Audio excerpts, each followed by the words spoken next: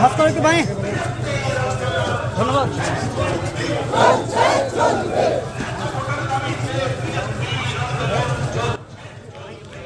যেখানেই পুলিশ দেখবেন সেখানেই পুলিশকে গোলাপ ফুল দেবেন, কারণ এই পুলিশ দিদির সার্থক পুলিশ। এই পুলিশ রামপুরহাট পুরসভার ধর্ষক কাউন্সিলরকে খুঁজে পায় না। বীরভূমের রামপুরহাটের সংবিধান রক্ষা যাত্রা শেষে বক্তব্য রাখতে গিয়ে বীরভূমের রামপুরহাট থানার পুলিশকে এভাবে কটাক্ষ করেন কেন্দ্রীয় শিক্ষা দপ্তরের প্রতিমন্ত্রী তথা বিজেপির প্রাক্তন রাজ্য সভাপতি সুকান্ত মজুমদার। প্রসঙ্গত, বীরভূমের রামপুরহাট পুরসভার ৮ নম্বর ওয়ার্ডের কাউন্সিলর প্রিয়নাথ সাউ ওরফে টিঙ্কুর বিরুদ্ধে এক তরুণীকে বিয়ের প্রতিশ্রুতি দিয়ে ধর্ষণের অভিযোগ ওঠে।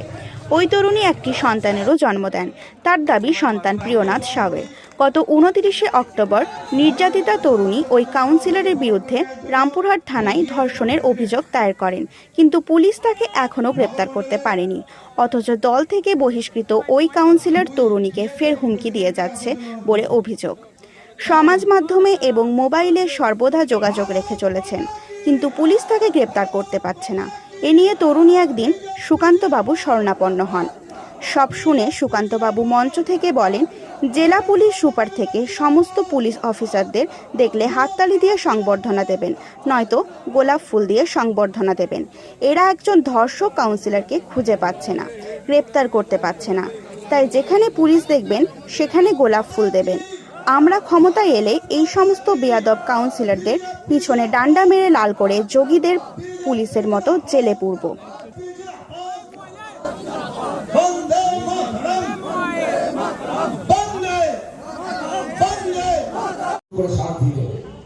বন্ধুগণ, আজকে মাননীয় মুখ্যমন্ত্রী এই রাজ্যকে কোন জায়গায় পৌঁছে দিয়েছে আমি শুনে অবাক। যেখানে একজন নাকি কাউন্সিলর ৮ নম্বর ওয়ার্ডের কাউন্সিলর, আপনারা ভালো নাম জানবেন, হ্যাঁ কি সাউ, তাই তো? সে দিনের পর দিন এক মহিলাকে নাকি ধর্ষণ করেছে, করে সে গর্ভবতী হয়ে গেছে, তার বাচ্চা হয়ে গেছে।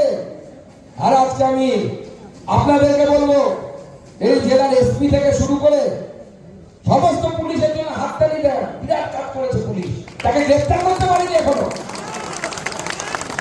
হাততালি দিয়ে সম্বর্ধনা দেবেন, যেখানে পুলিশ দেখবেন পুলিশকে গোলাপ ফুল দেখবেন। কেন? ওই যে আপনার দিদিমণির সার্থক পুলিশ, যে কাউন্সিলর রেপ করেছে, রেপ করে মহিলা গর্ভবতী হয়ে গেছে, তার নাকি বাচ্চাও হয়ে গেছে, তো পুলিশ তাকে খুঁজে পাচ্ছে না, গ্রেফতার করতে পারছে না।